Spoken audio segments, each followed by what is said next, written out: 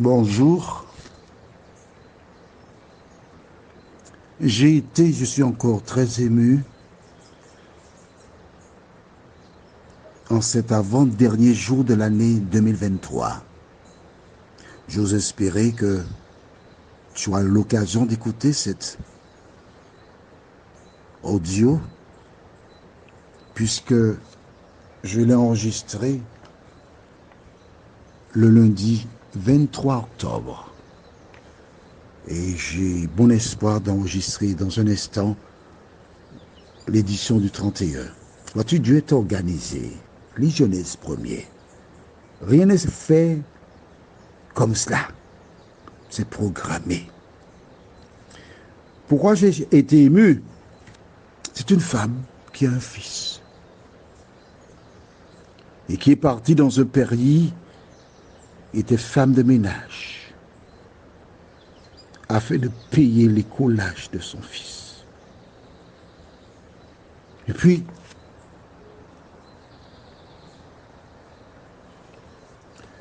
ce dernier était commandant de bord sur un avion. Il a achevé ses études et la mère laisse le pays où elle a travaillé pour retourner chez elle.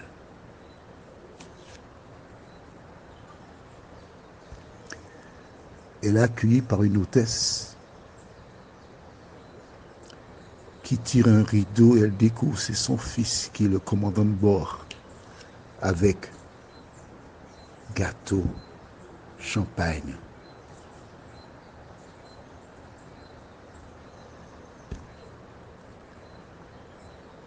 Pour recevoir sa maman. Aujourd'hui, je dédie cette édition spéciale à toutes les mères, ainsi que des pères, parce qu'il y a quelques pères qui se sacrifient pour leurs enfants. Tu as fait ce que tu pouvais. Tu t'es sacrifié afin de donner à tes enfants ce que toi tu n'as pas eu, ce que tu n'as pas connu.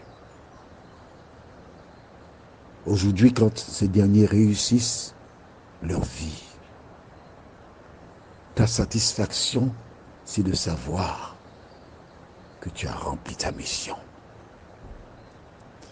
Le devoir de chaque enfant, nous le découvrirons dans un instant, dans ce thème, les retrouvailles. Juste avant, prions. Notre Seigneur et notre Dieu, alors que nous prenons le temps pour lire et étudier ta parole, découvrons à travers une édition spéciale qui est sur le point de disparaître, car à compter du 1er janvier, nous n'aurons plus ce type d'édition spéciale. Que le Saint-Esprit nous aide à retenir l'essentiel et qu'il nous garde au nom de Jésus et pour ta gloire éternelle. Amen. Lorsque tu découvres ce qu'on appelle les 10 commandements, la loi de Dieu, tu verras que les 4 premiers ont un rapport direct avec Dieu. Et le premier qui concerne l'homme se trouve dans Exode 20, verset 12. Il déclare « Honore ton père et ta mère, afin que tes jours se prolongent dans le pays que l'Éternel, ton Dieu, te donne. » Le devoir de chaque personne consiste à honorer. Qu'est-ce que tu avais écrit là? Ton père et ta mère. Pas ta mère et ton père, mais ton père et ta mère. Et si Dieu a mis cela dans ce sens, c'est parce qu'il sait ce qu'il dit. Il sait ce qu'il fait. Et ton devoir n'est pas de mettre en question ou remettre en question l'ordre que Dieu a donné. Parce qu'il ajoute, afin que tes jours se prolongent dans le pays que l'Éternel, ton Dieu, te donne. Alors toi qui m'écoutes aujourd'hui, la question que je te pose est la suivante. Quels sont tes rapports avec ton père, avec ta mère? S'il n'était pas là, tu ne serais pas sur terre. S'il n'avait pas pourvu à tes besoins, tu ne serais pas là où tu es aujourd'hui. Dieu déclare que tes jours seront allongés aussi longtemps que tu respectes ton père et ta mère. Tu n'as aucune raison de désobéir à la loi de Dieu. Allons au livre de Jean chapitre 19, versets 25 à 27. Près de la croix de Jésus se tenaient sa mère et la sœur de sa mère, Marie, femme de Clopas, et Marie de Magdala. Jésus, voyant sa mère et auprès d'elle le disciple qu'il aimait, dit à sa mère, « Femme, voilà ton fils. » Puis il dit au disciple, « Voilà ta mère. » Et dès ce moment, le disciple l'a pris chez lui. Jésus savait qu'il allait mourir. Il savait qu'il ressusciterait pour monter, aller au ciel. Et que Marie se retrouverait seule. Alors, il chargea Jean de s'occuper d'elle jusqu'à sa mort. Vois-tu, par ce geste-là, il confirmait l'existence de la loi et déclare à toutes celles et ceux qui aujourd'hui ont une Bible, tu as un devoir envers ta mère et ton père. Pourquoi je parle de cela? C'est tout simple. Rappelle-toi, je parlais de maltraitance de personnes âgées. Je t'ai montré le pied de cette dame alitée et les vers avaient déjà commencé à ronger ses pieds. Combien de personnes âgées sont ignorées, abandonnées par leurs parents? Dans le système hébraïque, il n'y avait pas de maison de retraite. Les enfants prenaient leurs parents à leur domicile jusqu'à la mort de ce dernier. Ce dont nous avons besoin aujourd'hui, c'est de revoir le système. Mais en fait, cette histoire de retrouvailles entre ce fils et la mère n'est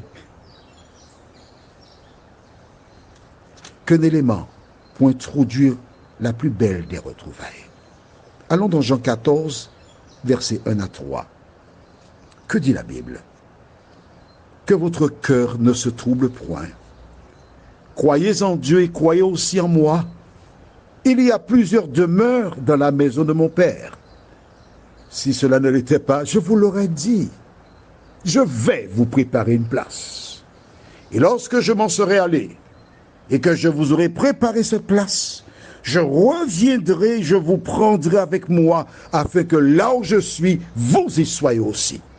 Mon ami, toi qui m'écoutes, aujourd'hui, la plus belle retrouvaille, c'est lorsque Jésus paraîtra au milieu du ciel, environné de myriades d'anges, et descendra vers la terre. Au son de la trompette de Dieu, les morts en Christ ressusciteront premièrement.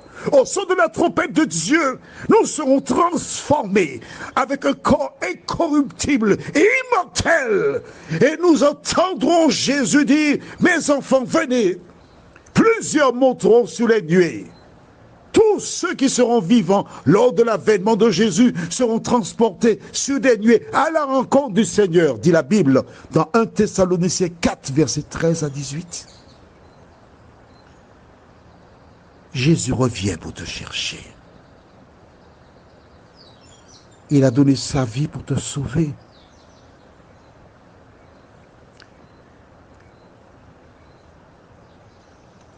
Alors certains imaginent que Jésus ne peut pas les sauver. Et je m'adresse à toutes celles et ceux qui pensent qu'ils ont été loin, très loin, et qu'ils ont fait tant de bêtises que Dieu ne peut pas les sauver. Mais écoute-moi bien. Si tu écoutes cet audio aujourd'hui, c'est parce que Dieu t'aime et il désire te sauver. Tout ce que tu as fait là où tu te trouves, ne regarde pas ton passé, ce que tu as dit, ce que tu as fait, d'où tu étais, où tu es aujourd'hui. Non. je t'invite à faire une seule chose.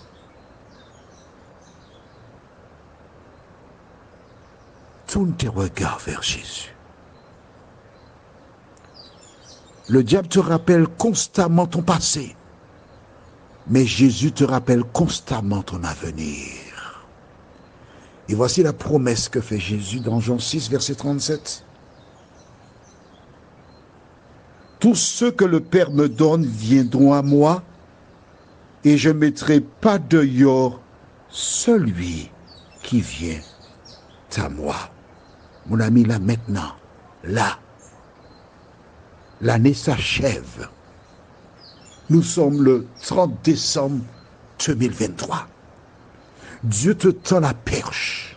Là, tout ce que tu as à faire, viens à mon secours, Seigneur Jésus. C'est tout ce que tu as à dire. Viens à mon secours.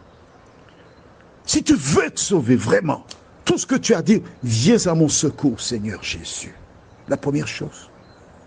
La deuxième chose, tu envoies un message au numéro suivant, plus 596, 696, 889, 393 ou encore 88, 93, 93. C'est un portable. Envoie-moi un message. Nous en parlerons. Qu'est-ce que cela te coûte? Envoie-moi un message. Et à la lumière de la parole de Dieu, je te donnerai les réponses aux différents problèmes que tu rencontres. Ce soir, je ne fais pas de bénédiction. Je fais une prière. Notre Seigneur et notre Dieu. Cette femme qui a retrouvé son fils, c'était émouvant pour lui, pour elle, ainsi que pour lui. Il a reconnu comment il est ce qu'il est grâce à sa mère. Mais Seigneur, nous reconnaissons aussi aujourd'hui que nous sommes ce que nous sommes parce que Jésus donna sa vie pour nous sauver. Et il revient très bientôt chercher ses enfants. Seigneur, je te prie pour toutes ces personnes dépressives. Ces personnes qui, en regardant dans leur rétroviseur leur vie, sont si sales qu'elles croient que tu ne peux pas les recevoir. Je te prie pour ceux qui, par le passé, t'ont rencontré, mais éblouis par le monde, sont tombés comme le fils prodigue. Et Seigneur, permet que ces personnes réalisent que le fils prodigue a laissé la porcherie pour revenir vers toi. Seigneur, bien des personnes ont des doutes et souffrent. Que le Saint-Esprit continue à les visiter. Et s'emparant de tes promesses qu'elles se donnent à toi, nous t'en prions. Au nom de Jésus et pour ta gloire éternelle. Amen. Je te souhaite une bonne journée et que l'Éternel continue de te bénir.